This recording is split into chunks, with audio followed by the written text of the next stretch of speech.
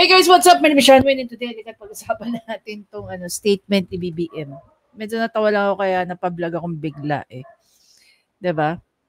So nagkaroon nga ng interview to si BBM, no? At ito yung kanyang sinabi. But even before we get into that, alam niyo na yung drill? Let's roll the intro.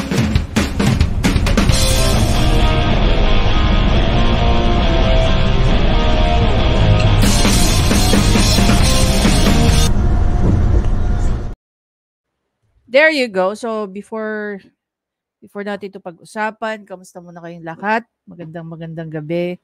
Umaga kung nasaan man kayo ngayon. Shout out sa aking panyerong si Mantemyo and sa family niya. Natatawa ako, no? Segue lang tayo kasi pag nagkwento kami ni Mantemyo, may mga pinapakita sa akin comment. Natatawa lang ako kung friends pa raw kami.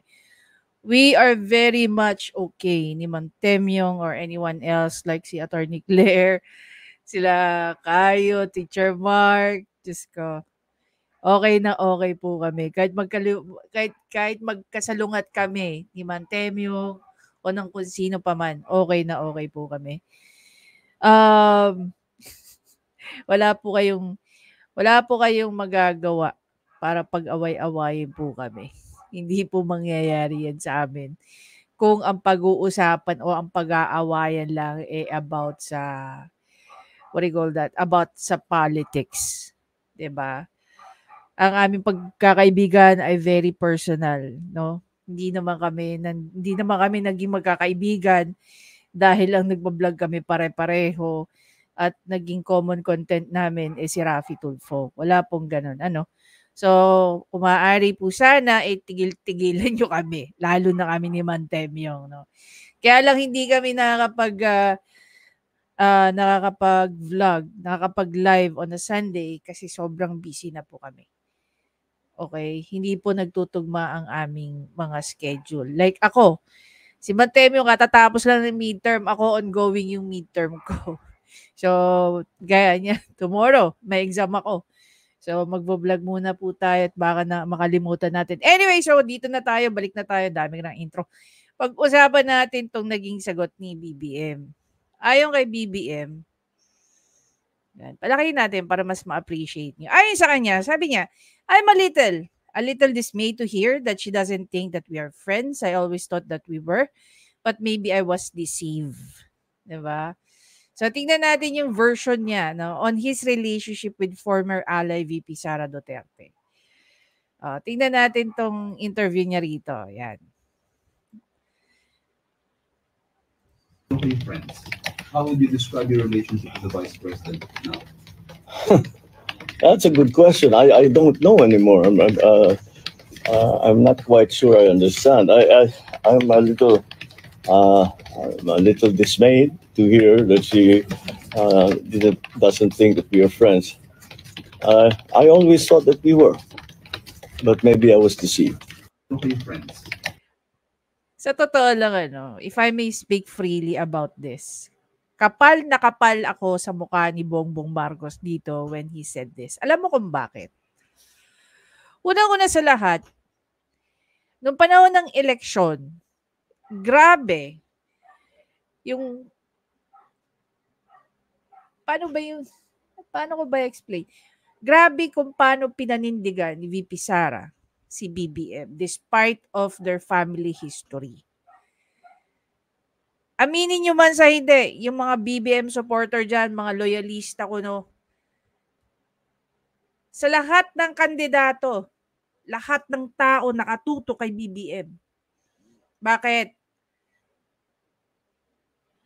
Lahat ng kandidato sa pagka-presidente at that time, ang dali-dali lang siyang sirain. Because of his family history. And yung loyalty ni VP Sara at that time, talagang hindi mo ma-shake yung tao eh.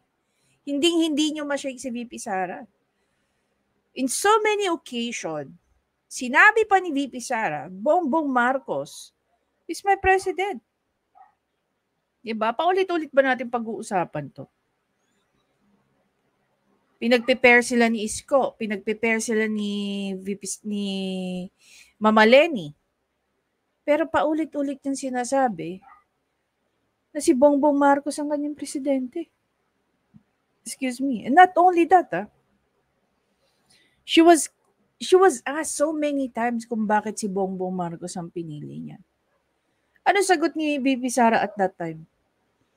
Because naiintindihan niya, dahil nanggaling na siya sa local government, mas lalo niyang maiintindihan how local government works. Meron siyang hands-on experience sa LGU. Dahil nagsimula siya as vice governor, naging governor, 'di ba? Mga Ilocano lang dun eh. Alam mo, kailan ba 'yon? Very recent lang, no? I have yung gastro ko. I went to see my gastro. And family din sila ng politician sa Norte. Siya ang nagkwento sa akin. Mas paniniwalaan ko yun dahil credible yun. After daw nito ni Bongbong Marcos, wala na raw ang mga Marcos. Dahil sinira daw ni Marcos ang reputasyon ng ama niya. And totoo din naman na between sa pagiging local gov ni Senator Amy at saka ni Bongbong Marcos, si Senator Amy talagang working government official. Talagang bumababayan. Hindi lang siya nagde-designate. Nung gobernadora daw yan si Sen Amy. Mula doon sa kanyang pwesto, bumababa siya to barangay levels. Ganon kasinop magtrabaho si Sen Amy. Kumpara dito kay Bongbong Marcos. Si Bongbong Marcos, puro lang yan utos, designate. Pero mabait daw. Pero hindi daw nila kailangan ng mabait. Si Senator Amy, mabait din.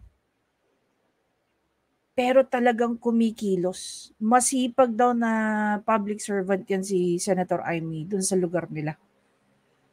Ito, mga lokal na tong kausap ko. Diba?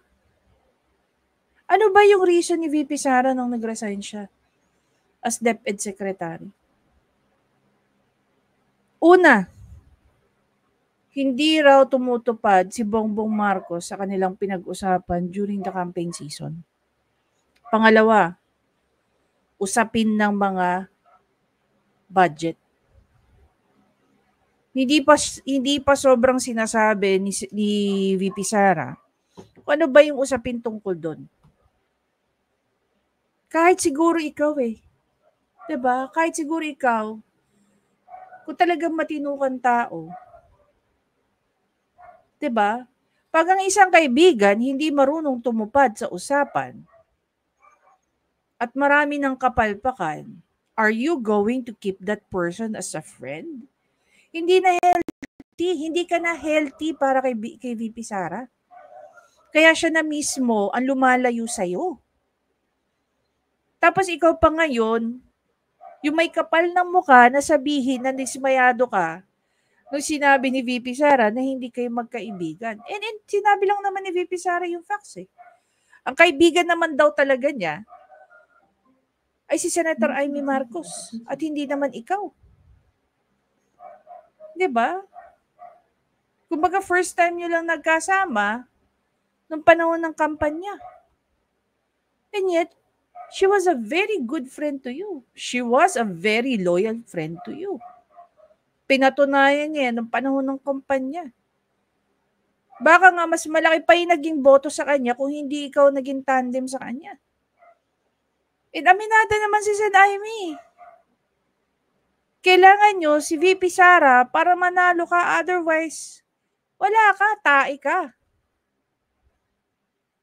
Tapos ikaw pa ngayon yung may kapal na mukha magsabi, you were deceived. Talaga ba?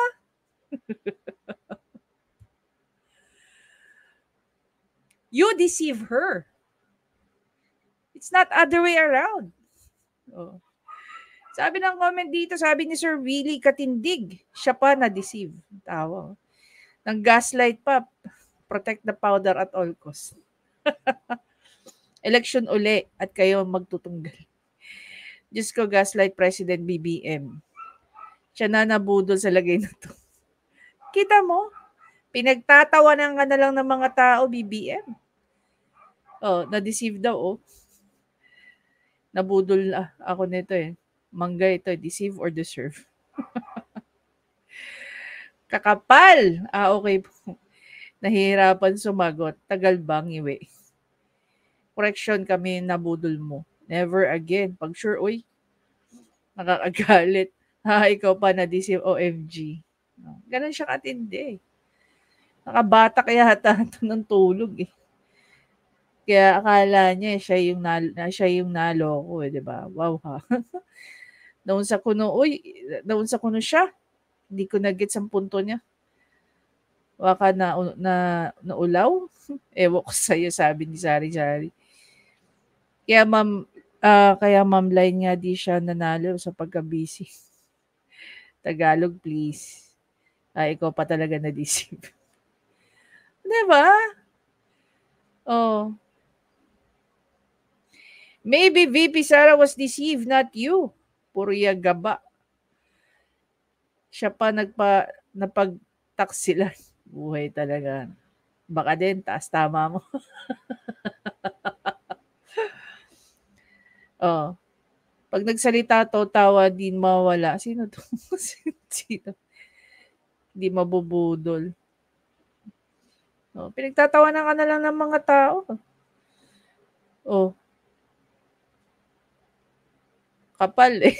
Si Mangga, sayang ang boto ko sa'yo. Boba talaga, English naman pero walang alam. Lahat ng Senado at Congress ngayon labing busy sa mga Duterte. Bakit kaya takot? Sa mga, the nerve and the audacity, kapal muksing hut pa more. Kapal ng pagmumuka, user train tae talaga. Grabe oh. Sabi ni Jessie, mo, kala mo siya pa yung inapi. Hinahayaan mo ngang pinagkaisahan si VP. Samantalang si VP lang naniniwala sa'yo. Nung panahon sinusuka ka ng karamihang pangalang Marcos. Exactly. Diba? Kung between VP Sara at Bongbong Marcos lang. Si VP Sara ang nagpakita ng salitang loyalty sa'yo. Oh, most Filipino dismayed to choose you as a president. Kapal mo ka. Yung salita mo, ginamit mo lang kasi, kaya kahit dati pa pinagkakaisahan si VP Sara, never ka nagsalita. Exactly. Diba? Kung tunay kang naging kaibigan, BBM, kay VP Sara, yung bagay na pinagkakaisahan si VP Sara dyan sa loob ng Kongreso, imagine mo Kongreso, hindi mo kaya ang Senado. Kongreso lang ang kaya mong paikutin. And take note andun ang kapatid mo, si Senator Amy, pero hindi ka kinukonsinte. Ang kaya nyo lang manduhan, yan si Tambaloslos. Diba? Kasi wala kayong kayang itapat kay Senator Amy Marcos. Malamang yung tao, hiyang-hiya sa mga Duterte, sa mga pinaggagawa mo, at saka ng asawa mo, pati ng pinsan mo. Alam mo kung tutuusin, ito guys, no? One of the things din na nagustuhan ko kay Apolacay during his time, alam niyo ba, during his first 2 terms as a president, Apolacay ito nung panahon na yun, 4 years lang. Alam niyo ba kung gaano kalaki na yung mga accomplishment ni Apolacay? Yung first term pa lang niya, ang daming eskwelahan na napatayo ni Apolacay as a president. Si Bongbong Marcos, anong nagawa? Magta-3 taon na yan, no? Hanggang ngayon, namamalimos pa rin ang investment dito sa Pilipinas. 'Di ba? Gaano ba karami yung meeting ni BBM na ginawa during his, alam mo yun, yung pagsama niya ng mga ganitong summit, yung mga state visit niya, and so on and so forth. Gano'n ba karami doon ang nag-transpire na? Diba? I cannot recall if this year or last year. Parang this year lang. Ang dami ng mga nagpo-pull out na businesses dito sa Pilipinas. Sige nga, kung ikaw negosyante, how can you do business in a country na merong conflict sa ibang country? Apart from that, maraming involved na ang dami pang i-involve na bansa about dun sa conflict mo sa ibang country. Paano kung magdala sila ng business dito? Tapos biglang magkaroon ng gera? E di para silang mga tanga. Diba? Nagtayo sila ng negosyo rito para lang malugi dahil nagkaroon ng gera. Dahil pumasok tayo sa gera. Oh. Diba counterproductive yung ginagawa ni BBM? Na mag-i-invite siya rito ng mga investors, and yet itong mga investors na to, do you really think hindi nila pinag-aaralan yung mga bagay-bagay na yan, lalo na if they're making an investment? Ang investment nila, hindi naman piso lang. Involved is napakalaking pera. Oh. Diba? Yung mga investor, hindi niya mabudol. Kasi pinag-aaralan, tayo lang nabudol niya eh. Tapos ngayon, diba? Hindi ko alam kung papatulan pa to ni VP Sara, pero nakakatawa lang talaga tong issue na to. Anyway guys, maraming salamat sa panonood. Please don't forget to subscribe, like, at i-comment nyo na kung nag-agree kayong si BBM ang na-deceive o si VP Sara ang na-deceive at ang taong bayan na sumuporta sa kanya. By the way, no, more than 50% na po naniniwala na mahirap ang buhay ngayon sa Pilipinas. Pataas na po ng pataas ang naniniwalang naghihirap na ang Pilipino talaga. So ano naman ang gagawin nila? Mamimigay na naman ng ayuda. 5,000, 5,000, pero register ka muna para makuha yung detalye mo. Diba? Simpleng panggagago sa mga Pilipino yan, guys.